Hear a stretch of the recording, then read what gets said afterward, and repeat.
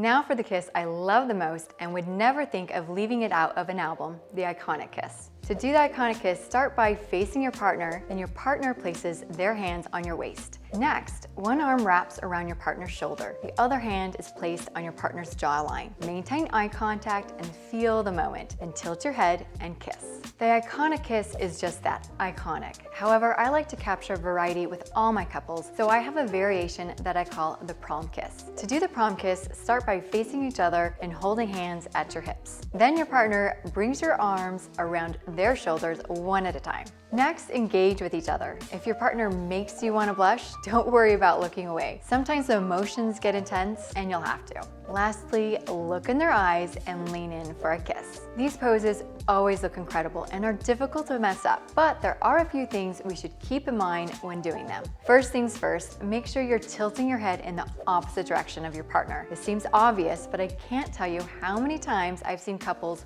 smushing noses when doing this pose. Second, keep it classy. This is an intimate moment and we want to see passionate kisses, but we want to keep it romantic. So save the French kissing for the honeymoon. Third, think of tender touches. Anything else usually comes off too aggressive. As I mentioned earlier, think of your fingers as feathers and they're just lightly touching your partner throughout the pose. It sounds funny, I know, but it works. Lastly, don't worry about how you think you look. These are very intimate moments and you may feel embarrassed, but I can guarantee you that you and your partner both look incredible. Ultimately, this is the kiss people think of when thinking about weddings, so we want to make sure everything is perfect.